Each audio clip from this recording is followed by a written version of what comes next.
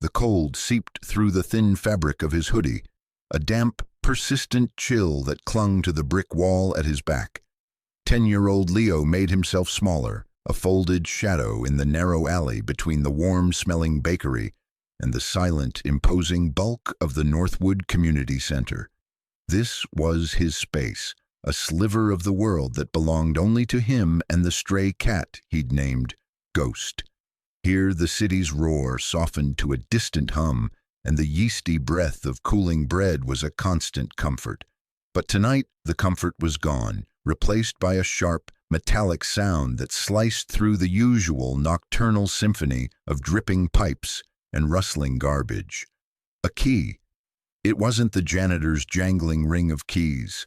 Leo knew that sound. This was a single, decisive click. He peered around the edge of the dumpster, his heart a frantic bird beating against his ribs. A figure stood at the community center's back door, a door that was only ever used for deliveries during the day. The man was tall, silhouetted against the weak orange glow of a distant street lamp. He wore a tailored coat, the kind Leo's mother said looked expensive. As the man turned his head slightly, the light caught his face, and a knot of ice formed in Leo's stomach. It was Mr. Alistair Finch. Mr. Finch, the director of the center, the man with the perfect smile and the kind eyes who handed out food vouchers and patted kids on the head. The man the whole neighborhood looked up to, a pillar of civic virtue whose picture was in the local paper every other month. But the face Leo saw now was not the one from the newspaper. In the fractured light of the alley, Mr. Finch's smile was gone, his features drawn into a mask of cold, severe purpose. There was a tension in his shoulders, a predatory stillness that felt utterly alien. He slipped inside, the heavy steel door closing with a soft, final thud that seemed to swallow all the sound in the alley. Leo stayed frozen, his breath fogging in the air. He was a boy who had learned the art of being invisible. In the crowded shelter, in the bustling school hallways, in the indifferent city streets, invisibility was survival. It was a superpower born of necessity. You saw everything when no one saw you. You learned the rhythms of the world around you, the patterns people fell into, and this was wrong. This was a disruption in the pattern, a dissonant chord in the city's nightly song. Mr. Finch should be at home or at a fancy dinner, not slipping into the back of his own building like a thief in the dead of night. A primal fear, cold and sharp, pricked at Leo's skin. For the first time, being unseen didn't feel like a shield. It felt like being the only witness to a secret no one was ever meant to see. He should run. He should go back to the shelter, crawl into his lumpy cot, and pretend he saw nothing. That was the smart thing to do, the safe thing. But his feet felt rooted to the cracked pavement. His gaze remained fixed on the door, on the thin line of darkness, where a good man had just vanished, leaving behind a chilling new version of himself. The smell of bread was no longer comforting. It was just a reminder of a normal world that suddenly felt very far away. 6 months.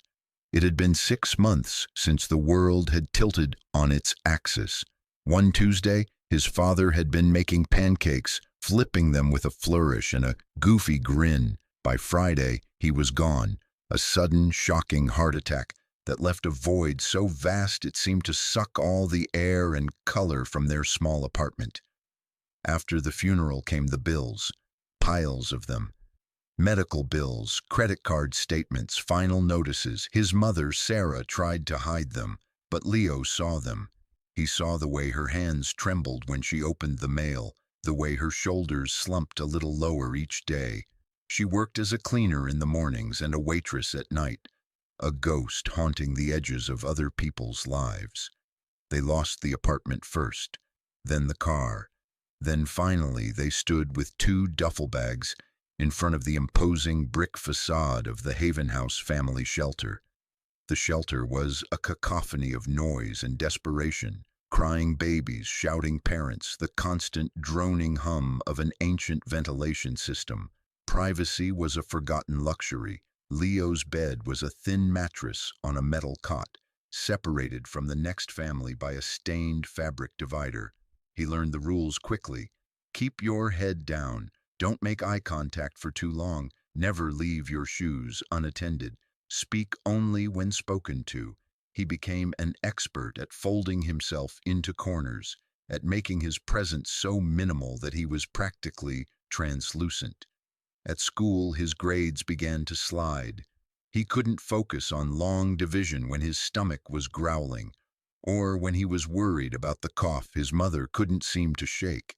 His teacher, Ms. Gable, would look at him with worried eyes. "Is everything all right, Leo?" she'd ask.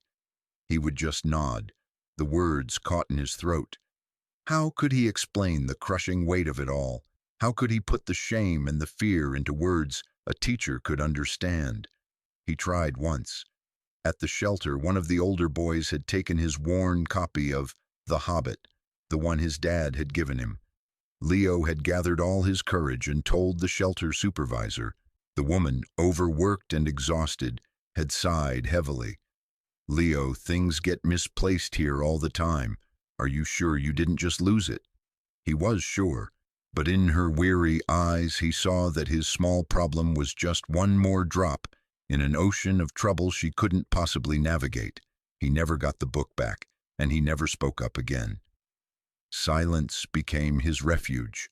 Drawing became his voice. In a tattered sketchbook he'd found, he created worlds of impossible scale. He drew knights in gleaming armor, sprawling castles in the clouds, and brave heroes who always knew what to do. His drawings were his secrets, his escape. The alley behind the bakery was his studio. It was quiet, secluded. The baker, a kind old man named Mr. Rossi, would sometimes leave a bag of day-old pastries on the dumpster for him, a silent act of kindness that felt like a lifeline. It was in this quiet space that he first truly noticed Mr. Finch. The community center offered a free after-school program, a warm place for kids to go until their parents got off work. Leo went a few times. Mr. Finch was always there, radiating a calm, benevolent authority. He remembered people's names. He asked about your day and seemed to actually listen.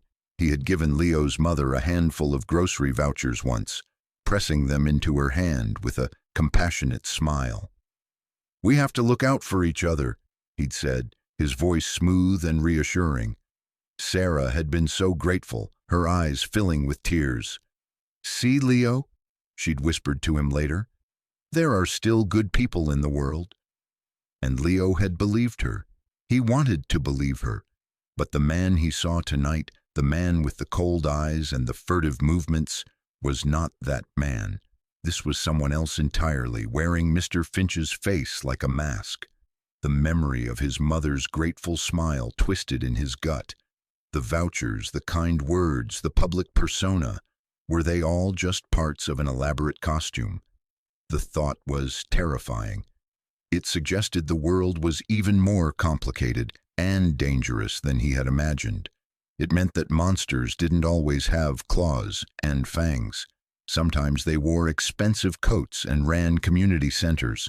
The rumble started as a distant vibration in the soles of his worn sneakers, growing steadily into a low, guttural growl that resonated in his chest. It was a sound both menacing and magnetic, the synchronized thunder of powerful engines. Around the corner they came, a procession of polished chrome and dark leather, moving not with the reckless abandon of movie gangs, but with the disciplined grace of a cavalry unit. They were the sons of Odin. The neighborhood regarded them with a mixture of fear and grudging respect. They kept to themselves, their clubhouse an imposing, windowless brick building that had once been an auto body shop. Rumors swirled around them, tales of brawls and shady dealings. But Leo, the invisible observer, had seen other things. He'd seen them escorting old Mrs. Henderson home with her groceries when the winter ice made the sidewalks treacherous. He'd seen them spend an entire Saturday fixing the roof of the local Veterans Hall for free. He'd seen them quietly leave boxes of toys on the steps of the fire station every December. Their leader was a mountain of a man known as Forge. His real name was a mystery, but the nickname fit. He had arms thick as anvils and hands that looked capable of bending steel. He was a former Marine who now ran a custom metalworking shop, his creations a strange mix of brutalist furniture and delicate artistic sculptures. He rarely spoke, but when he did, his voice was a low baritone that commanded attention without ever needing to be raised. Forge's presence was a center of gravity around which the others orbited. There was Doc, a former combat medic with haunted eyes but the steadiest hands Leo had ever seen. He ran a small, free clinic out of the back of the clubhouse 2 nights a week, patching up the uninsured and the overlooked. There was Silas, the quiet one who was always reading. Leo had once seen him get off his bike, a massive, roaring machine, and pull a thick law textbook from his saddlebag. He'd been a high-powered corporate lawyer, the stories went, until he'd walked away from it all. Now he was the club's counsel, their shield against a world of contracts and statutes. And there was Bear, a man whose sheer size was intimidating, but who Leo had once seen spend 20 minutes coaxing a frightened kitten out from under a car. Tonight, the clubhouse garage door was rolled up, spilling a warm yellow light onto the darkened street. Inside, there was no wild party, no sense of chaos. It was a scene of methodical purpose. Forge was at a workbench, meticulously cleaning the components of a carburetor, his movements precise and economical. Doc was methodically restocking medical supplies, labeling containers with a neat, practiced script. Silas was poring over a stack of paperwork at a small desk in the corner. Several other members were polishing their bikes, the scent of wax and motor oil mingling in the air. Their code was unwritten, but absolute, understood by all who wore the patch. Loyalty was their currency. Their word was their bond. But at the core of it all was a fierce, uncompromising mandate: protect the innocent. Each of them, in their own way, had seen the system fail. Forge's younger sister had been lost to addiction after slipping through the cracks of a broken social services network. Doc had seen too many good soldiers left behind, not on the battlefield, but by the bureaucracy back home. Silas had seen corporate greed chew up and spit out decent people one too many times. They had formed their own system, a brotherhood bound not by blood, but by a shared conviction that strength was not for intimidation, but for protection. They were the wall that stood between the vulnerable and the wolves. They were a quiet, steady promise, their engines the heartbeat of a different kind of justice. A new sound joined the symphony of the alley. The whisper of tires on asphalt, the low idle of an engine cutting out. A dark, unmarked van had pulled up to the back of the community center, its headlights off. The side door slid open with a muted rattle. Mr. Finch emerged from the building, and another man, thin and wiry with nervous, darting eyes, got out of the van. The two of them began to move quickly, unloading heavy cardboard boxes and carrying them into the center. Leo pressed himself further into the shadows, his body rigid. This was more than just a late-night visit. This was clandestine, secretive. The men moved with a hurried, furtive energy that screamed guilt. He had to know more. Driven by a desperate need to understand the wrongness he was witnessing, he crept forward, using the dumpsters and piles of discarded pallets as cover. He got close enough to hear their hushed, tense whispers. "Last of the shipment," the wiry man hissed. "My guy is getting nervous." "Your guy gets paid to be nervous," Finch snapped back, his voice stripped of its usual warmth. "Just get them inside. Are they packaged as we discussed?" "Of course, no one will look twice. Just another donation for the wellness program." Wellness program. The word sent a fresh chill through Leo. His mother had signed him up for that.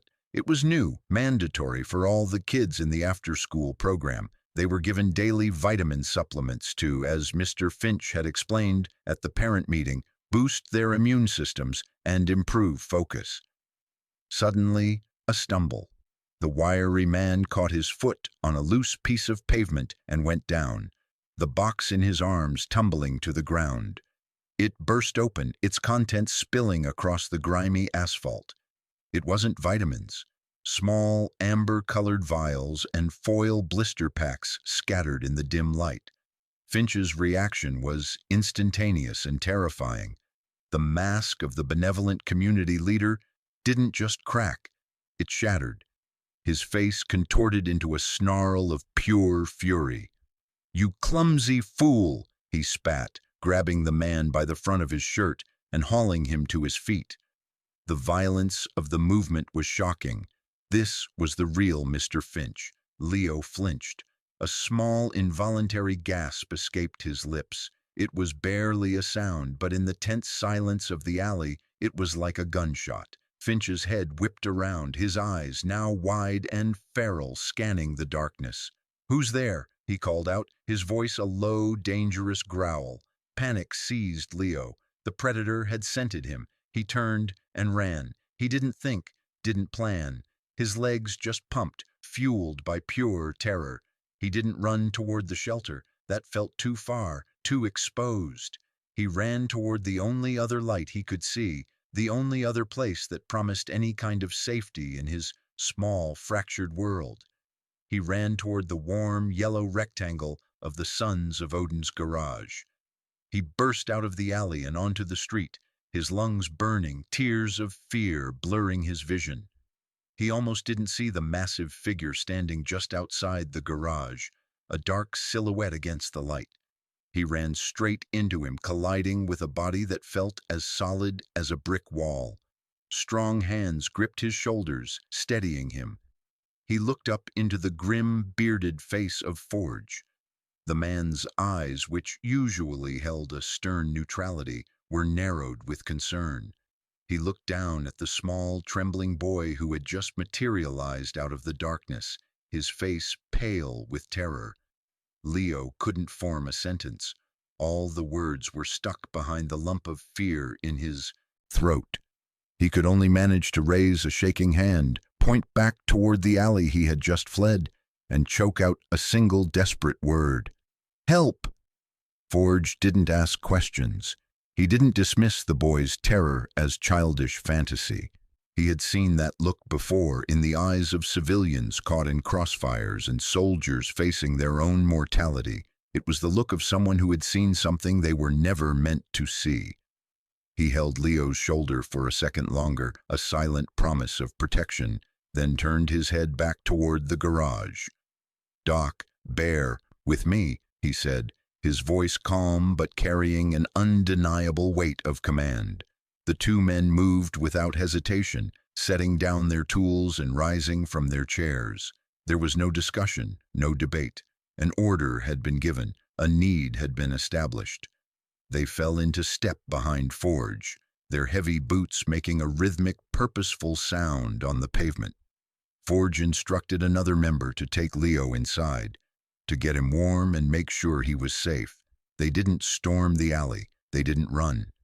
They walked, their pace unhurried, their presence a deliberate encroaching force.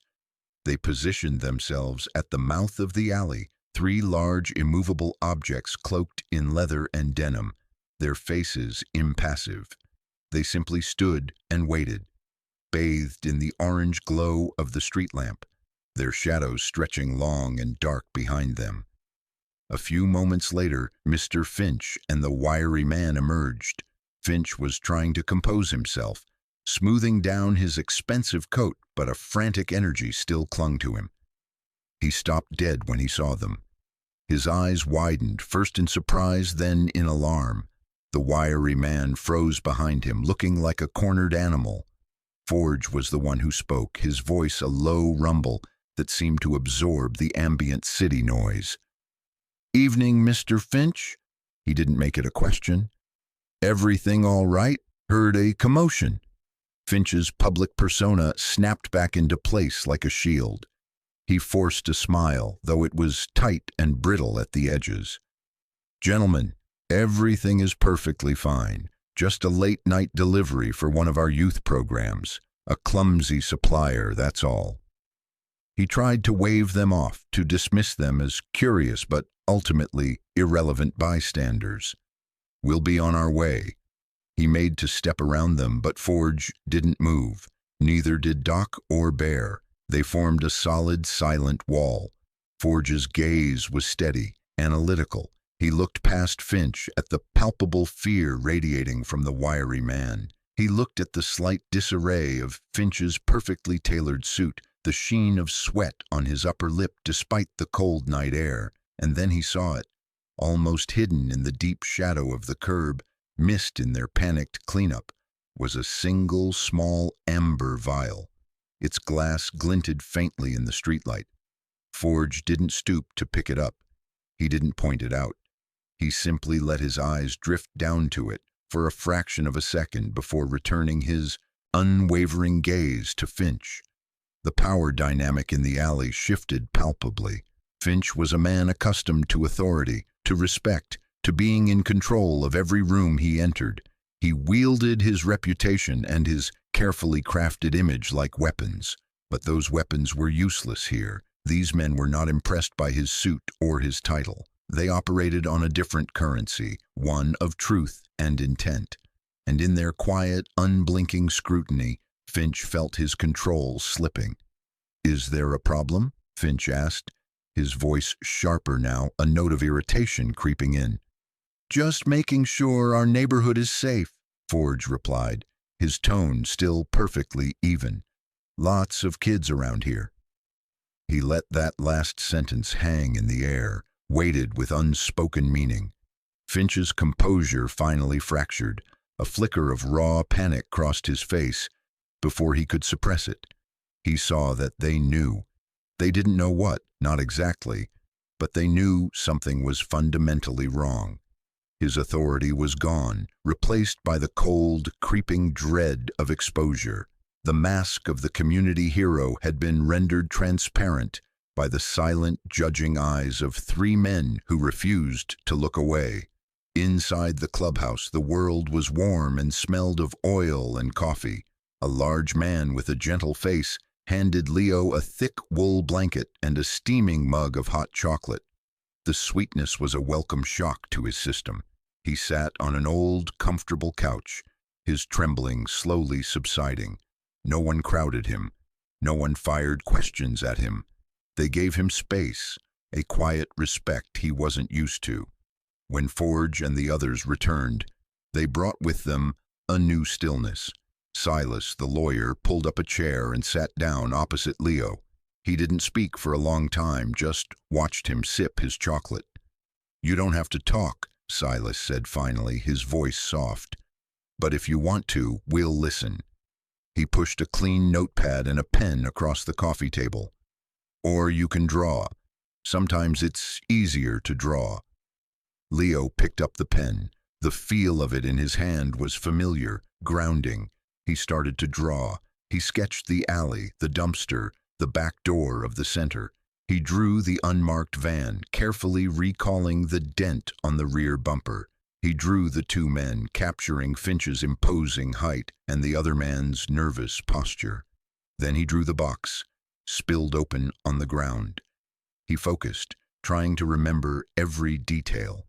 The foil packs, the amber vials, and the logo.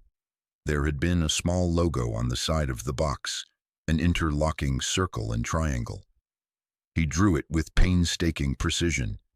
He pushed the notepad back to Silas. The man studied the drawings, his expression growing more grim with each image. He stopped at the logo, his eyes narrowing. He pulled out his phone and typed something into the search bar. After a moment, he let out a low whistle and showed the screen to Forge. "Vexicon Pharmaceuticals," Silas said, his voice tight. "They've been under federal investigation for months, accused of marketing an unapproved stimulant to off-label markets, illegally pushing it through unregulated channels, trying to get it into youth behavioral programs." The pieces clicked into place with sickening clarity. The wellness program, the vitamin supplements. Finch wasn't just dealing drugs, he was using the community center as a distribution hub, and the children, the very kids he was supposed to protect, as unwitting test subjects or customers. Silas's professionalism took over. He knew this couldn't be handled with fists and intimidation. This required a different kind of force. He made a call.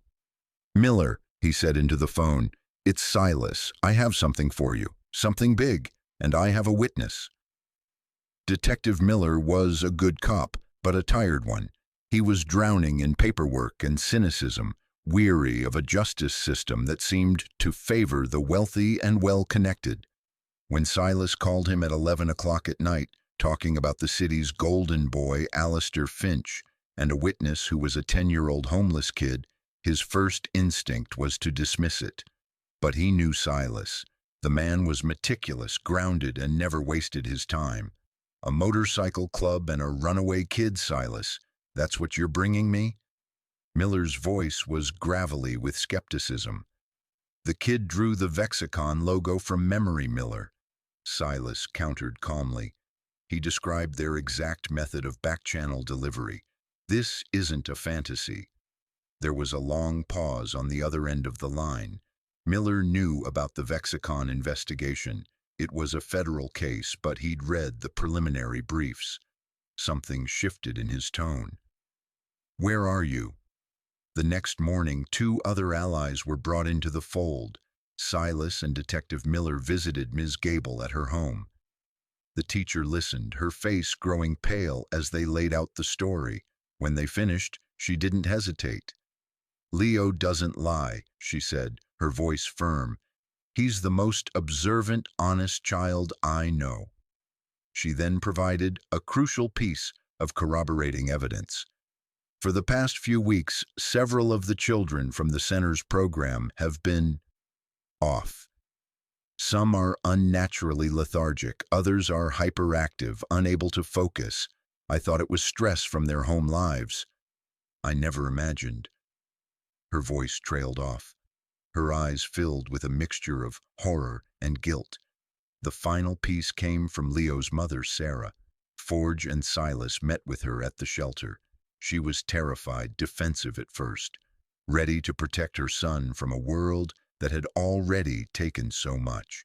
But Forge spoke to her, not as an outlaw biker, but as a man who understood loss. He told her about his sister. He promised her, with an intensity that left no room for doubt, that they would keep Leo safe. With tears streaming down her face, Sarah gave them the bottle of vitamins from the wellness program. Armed with Leo's detailed drawings, Ms. Gable's testimony about the children's behavioral changes, and the bottle of pills from Sarah, Detective Miller now had more than just a hunch. He had probable cause. He went to a judge and got his warrant. The gears of the system, slow and rusty, had finally begun to turn, prodded into motion by the courage of one small boy and the conviction of the men who chose to believe him. The raid was not a spectacle. It happened at dawn, a quiet, efficient operation.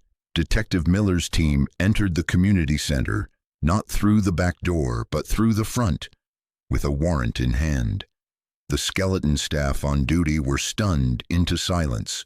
In a locked storage room in the basement, exactly where Leo had drawn it on a map of the center he'd created for Miller, they found them. Dozens of boxes, all bearing the Vexicon logo. Inside, they found thousands of vials and blister packs of the unapproved stimulant, along with bottling equipment, labels, and dosage instructions. The wellness program was a sophisticated illegal drug trial and distribution network, hidden in plain sight. Alistair Finch was arrested at his luxurious suburban home an hour later. The image of the city's philanthropic hero being led away in handcuffs was the lead story on the morning news. The community's reaction was a tidal wave of shock and disbelief.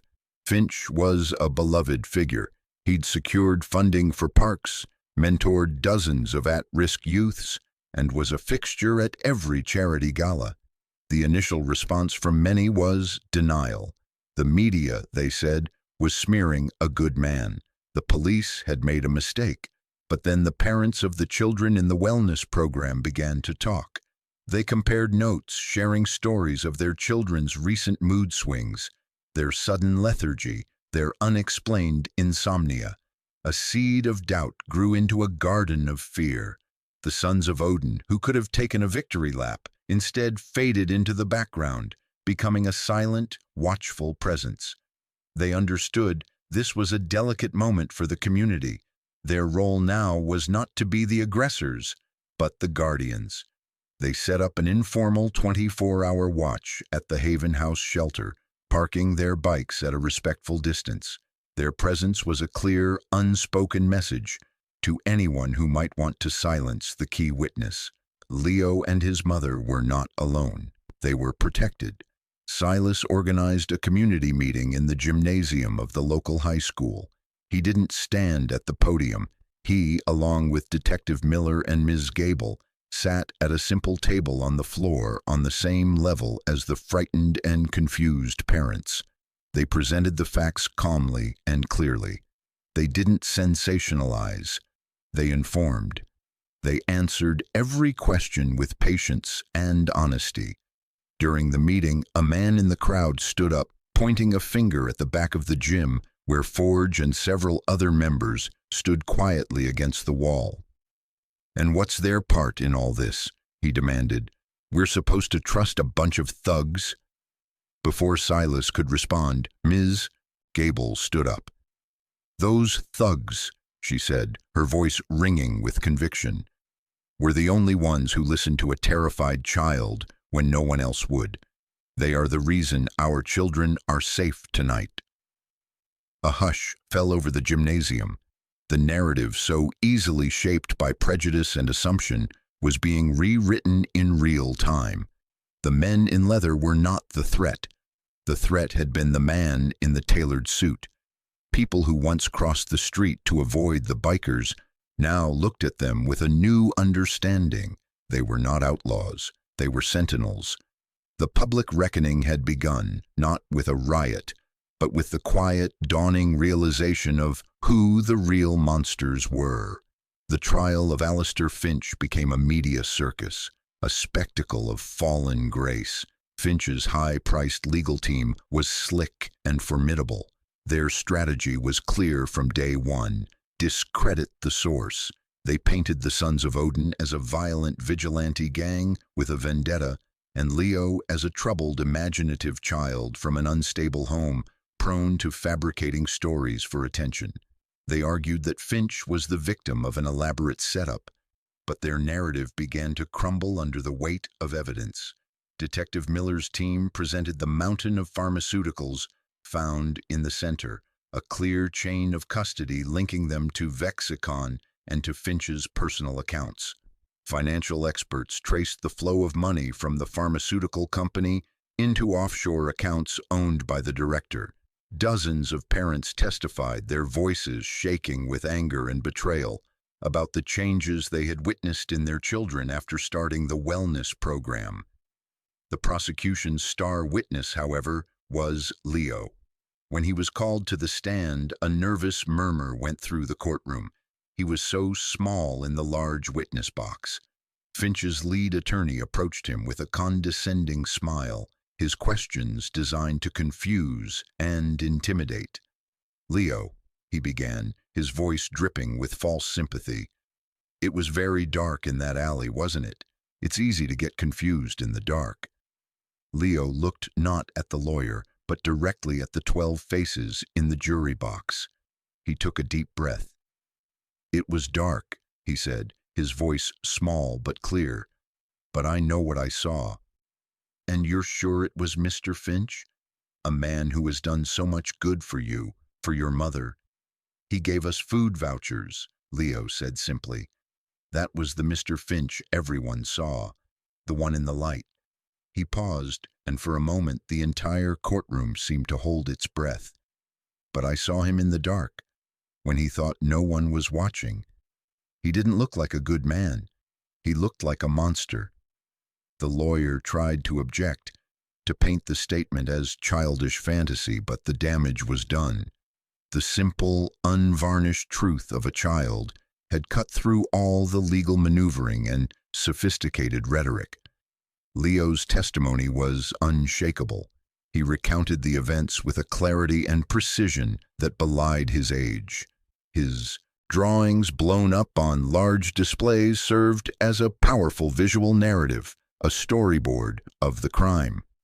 Throughout the entire trial, every single day, Forge sat in the back row of the courtroom. He never spoke, never reacted. He was just there, a silent mountain of leather and denim, a tangible symbol of unwavering support. Whenever Leo felt his courage waver on the stand, he would look to the back of the room, see Forge, and find his strength again. The jury was out for less than 3 hours. The verdict was guilty. Guilty on all counts: fraud, illegal distribution of a controlled substance, reckless endangerment of a minor, and a string of other charges. As the verdict was read, Finch's polished facade finally collapsed. His face went slack with shock, his color draining away. He was no longer a pillar of the community. He was just a criminal, exposed and defeated. The judge, citing Finch's depraved indifference to the welfare of children and his monumental breach of public trust, sentenced him to the maximum term, 25 years to life in prison. Justice, once awakened, had been delivered. The system, so often a labyrinth of failure, had, in this instance, worked. It had worked because one boy had refused to stay silent, and a group of men had refused to let him stand alone. As Leo left the courtroom holding his mother's hand, he passed Forge. The big man didn't say a word. He just reached out and gently rested his huge hand on Leo's shoulder for a moment. It was enough. It was everything. The conviction of Alistair Finch was not an end, but a beginning. The scandal sent shockwaves through the city's administration, exposing a rot of complacency and lack of oversight that went far beyond one community center. The mayor, facing a public outcry, commissioned a full, independent audit of every city-funded youth program. The findings were damning. Dozens of smaller-scale grifts and cases of negligence were uncovered.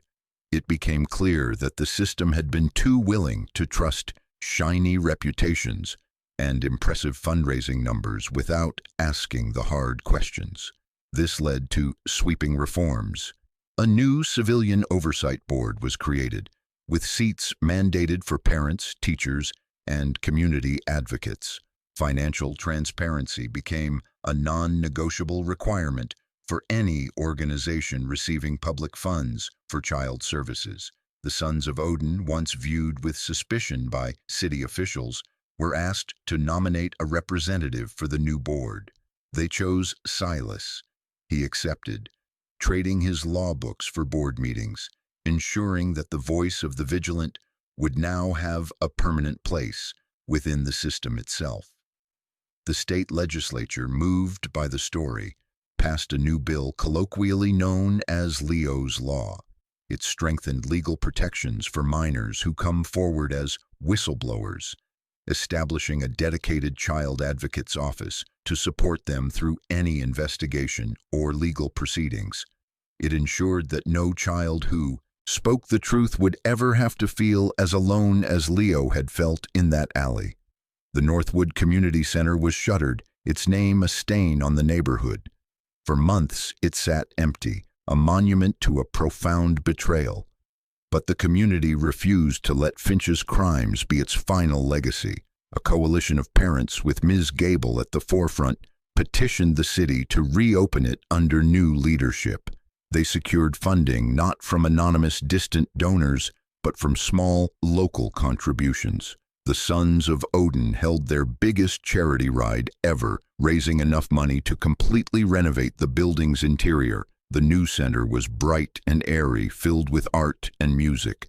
Ms. Gable, who left her teaching position to become the new director, established a free after-school arts program. It was a safe haven where kids could use drawing, painting, and sculpture to process their feelings and tell their own stories. The Brotherhood's role in the community was permanently transformed. They were no longer the intimidating mystery on the edge of town. They were neighbors. They were protectors. Silas's legal aid fund, which he established with the club's backing, became a vital resource, offering pro bono services to families facing eviction, custody battles, or bureaucratic red tape. Doc's free clinic expanded its hours. Forge began teaching a free metalworking class for teenagers, channeling their restless energy into a creative, disciplined craft. For Leo and his mother, the changes were more personal and profound. The constant grinding anxiety of homelessness and poverty began to recede. An anonymous donation channeled through a charity managed by Silas secured them a small, clean apartment in a quiet building a few blocks from Leo's school. The first year's rent was paid in full. For the first time in a long time, Sarah could breathe. She found a single, stable job at a local bakery, Mr. Rossi's, in fact, and she was home every night to make Leo dinner. The haunted look in her eyes was slowly replaced by a quiet, resilient hope. The ripples of Leo's single act of courage had not just changed a city, they had rebuilt a family. 6 months later, the late afternoon sun streamed through the window of a second-floor apartment, illuminating dust motes dancing in the air. The room was small but tidy, filled with the comfortable signs of a life being lived. A stack of library books sat on a shelf, a half-finished puzzle was laid out on a coffee table, and the walls were covered with framed drawings. Leo sat at the kitchen table, a set of new professional-grade colored pencils spread out before him. He was completely absorbed in his work, his brow furrowed in concentration. The figures on the page were no longer of shadowy monsters or knights in distant, fantastical battles. He was drawing a line of motorcycles gleaming in the sun, riding down a wide-open highway. The riders were broad-shouldered and wore leather vests, but he had drawn them with wings, like guardian angels.